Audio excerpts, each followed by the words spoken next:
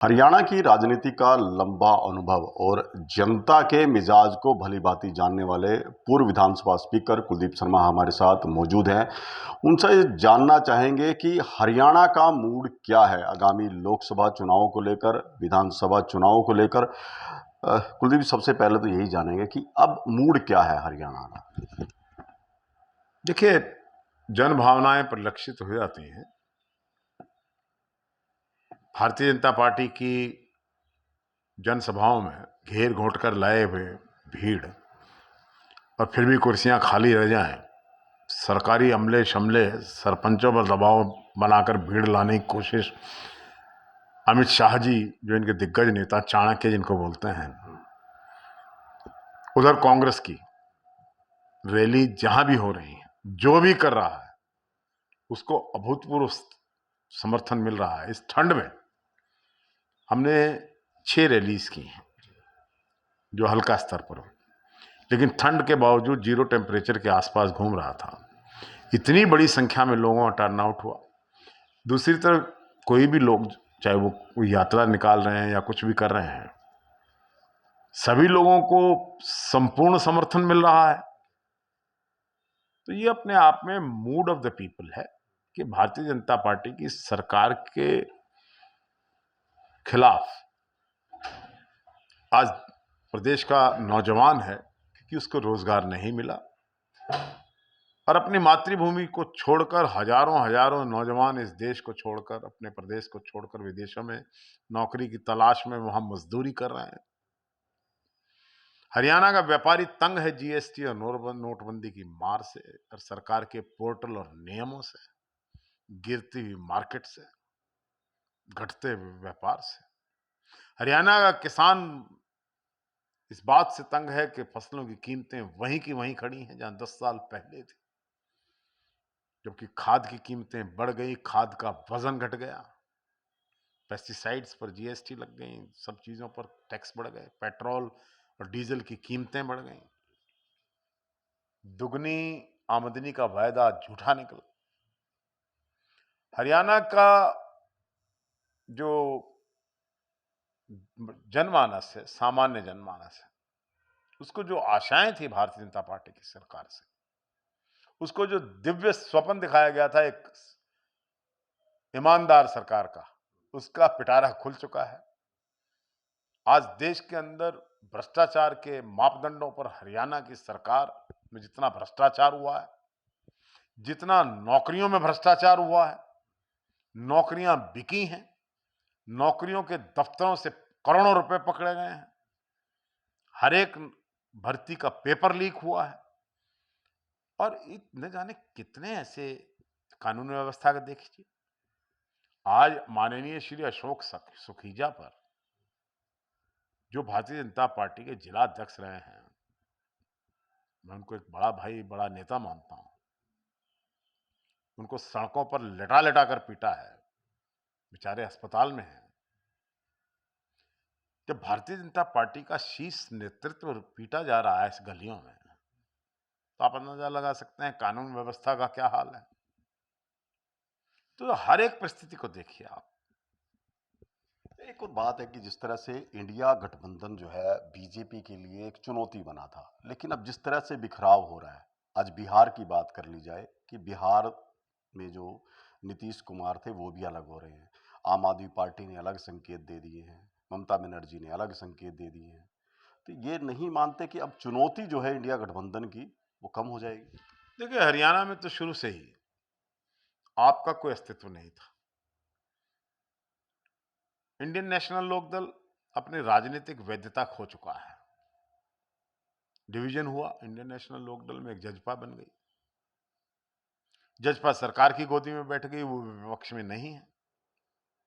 विपक्ष में कोई विकल्प है, विपक्ष में कोई चेहरा सामने जो कोई विपक्ष दिखाई दे रहा है और जिसने संघर्ष किया है, जो लोगों के बीच में पहुंचा है, घर घर पहुंचने का प्रयास हो रहा है, तो केवल मात्र कांग्रेस है। और कांग्रेस को हरियाणा की जनता एक विकल्प के रूप में देखती है। हरियाणा में गवर्नमेंट का जो कंप्लीट फेलियर हुआ है, 5,000 स्कूल बंद हुए। स्कूल खोले जाते हैं कि बंद किए जाते हैं? घोषणाएं हुई कॉलेजेस की, कोई कॉलेज नहीं बने। घोषणाएं हुई मेडिकल कॉलेजेस की, एक भी मेडिकल कॉलेज नहीं बना पाया। घोषणा हुई एम्स की, एक भी घोषणा हुई यूनिवर्सिटीज की, एक भी यूनिवर्सिटी जिसकी उद्घाटन खट्टर साहब ने किया हो, कोई आईएमटी आई हो। ये कहा गया था कि इन्वेस्टमेंट आएगी, ये कहा गया था कि लाखों नौकरियां, 11 लाख नौकरियां आएंगी, ये कहा गया था कि 75% नौकरियां हरियाणा के युवकों को मिलेंगी, ये कहा गया था कि 5100 रुपए पेंशन दी जाएगी। हुआ तो इसमें कुछ भी नहीं। पेंशन के नाम पर पेंशन काट दी गई, लाखों लोगों की पेंशन उड़ा दी गई। अरे ये कैसी सरकार है? ये कह रही है हमने गरीबी का उन्मूलन कर दिया, और फिर दूसरी तरफ दावा करते हैं कि 85 करोड़ लोगों को हम अनाज खिला रहे हैं, उनके पास खाने का कोई साधन नहीं है। कौन सा विकास हो रहा है? ये विकसित भारत की तस्वीर है कि अभी 85 करोड़ लोग अब उसको अनाज जो है सरकार दे रही है। अरे गरीब को काम दो आप, काम तो मिला नहीं। अब काम नहीं मिलेगा तो रेवोल्यूशन आएगा, फ्रेंच रेवोल्यूशन आया, रशियन रेवोल्यूशन आए, चाइनीज रेवोल्यूशन आए। देश का गरीब ब्रितानवी साम्राज्य के खिलाफ खड़ा हुआ क्योंकि गरीबी ने कमर तोड़ दी थी। यहाँ जो ये गरीब को अनाज बांटकर उसके मुंह बंद करने की कोशिश आप कर रहे हैं, उस गरीब को नौकरी दीजिए ना आप। यहाँ का नौजवान जो देश छोड़कर जा रहा है उसको नौकरी दीजिए ना। यहाँ जो स्कूल बंद हो रहे हैं वहां टीचर्स अपॉइंट करिए। यहाँ जो मेडिकल कॉलेजेस हैं, हेल्थ फैसिलिटीज है, वहां डॉक्टर्स नहीं है, पैरामेडिक्स नहीं है, नर्सेज नहीं है, डॉक्टर्स चाहिए, वो डॉक्टर दीजिए ना। अरे दफ्तरों में सामान्य आदमी के कितना भ्रष्टाचार। ये जो पोर्टल है, पोर्टल के नाम पर, प्रॉपर्टी आईडी के नाम पर, परिवार पहचान प्रवृत्ति पत्र के नाम पर कितना लोगों को संघर्ष करना पड़ा, कितना दबाव बना लोगों। अब ये बात करते हैं राम मंदिर की। देखिए, राम मंदिर कोई कंट्रोवर्शियल इशू नहीं रहा, बन गया, सुंदर बना है, हमारी आस्था का प्रतीक है। क्यों सुंदर बना है तो उसको सुंदर कहेंगे ना, आस्था का प्रतीक है हमारी। बीजेपी तो इसको अपना क्रेडिट मान रही है। नो नो, बीजेपी क्या, तो सुप्रीम कोर्ट का जजमेंट बीजेपी ने लिखा था। जो चुनाव आएंगे उसमें फायदा ले जाएगी बीजेपी, लगता है सर कि राम नाम की मशीन चलाने की कोशिश होगी, हो रही है, और तो कुछ है नहीं। हम ये कहते हैं कि राम की बात आप करिए, हम भी करेंगे, आप भी करो, लेकिन लोगों के रोजगार की भी बात तो करो। जब आप भाषण दें तो ये बात तो कहो। एक और है शर्मा जी, हरियाणा की 10 लोकसभा सीटों की बात की जाए, अब आपको लंबा अनुभव है, लगता है कोई कुछ चेहरे जो स्पष्ट हों जिनके साथ कांग्रेस मुकाबला करेगी, जो बीजेपी की तरफ से आएंगे, या कुछ बड़ा बदलाव देखते हैं आप? देखिए, मैं पीछे एक स्टेटमेंट सुना था कांग्रेस के जो प्रदेश प्रभारी हैं और नेता प्रतिपक्ष भूपेंद्र सिंह हुड्डा जी हैं, कि इस बार कांग्रेस नए चेहरों के साथ मैदान में उतरेगी। It will be A mix, old faces भी होंगे, न्यू फेसेस भी होंगे, लेकिन अगर भारतीय जनता पार्टी इन 10 चेहरों के साथ मैदान में उतरी तो बहुत कुछ बताना होगा। लोग पूछेंगे कि तुम कहां थे। क्या नजर नहीं आए फील्ड में 10 साल में? They are absentee members of parliament.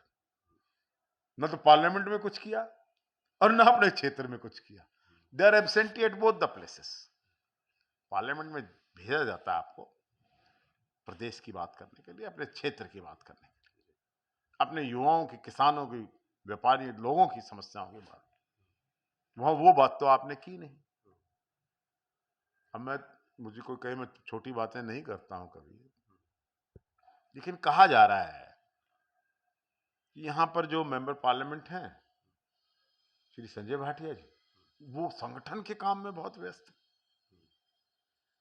उनको, वो कहते हैं मेरे लिए संगठन लोगों से भी ज्यादा महत्व है।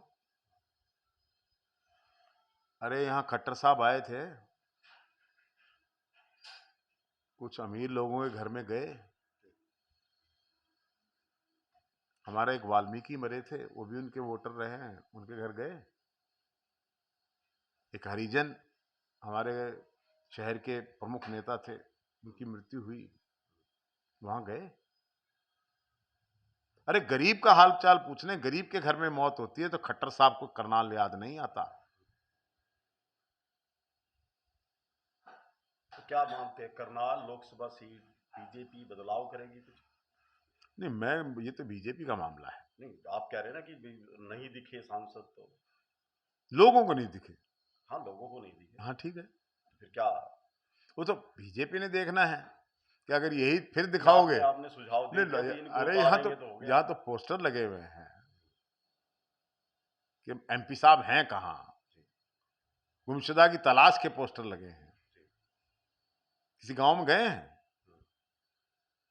अब वोट मांगने जाएंगे ना तो लोग पूछेंगे। जा रहे हैं तो विकसित भारत संकल्प यात्रा चल रही है वो। अब भारत संकल्प यात्रा जो है उनको सड़कों पर लेकर जाइए आप। टूटी हुई सड़कें हैं, विकास तो वहां देखना पड़ेगा ना।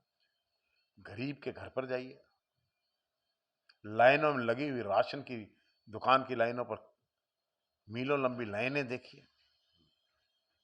प्रॉपर्टी और इन आईडीज के चक्कर में अरे 10 दवाई की गोलियां धर के 2 डॉक्टरों को बिठा के तुम विकसित भारत की कल्पना कर रहे हो। आप मेडिकल कैंप लगा के लोगों को इकट्ठे कर रहे हैं।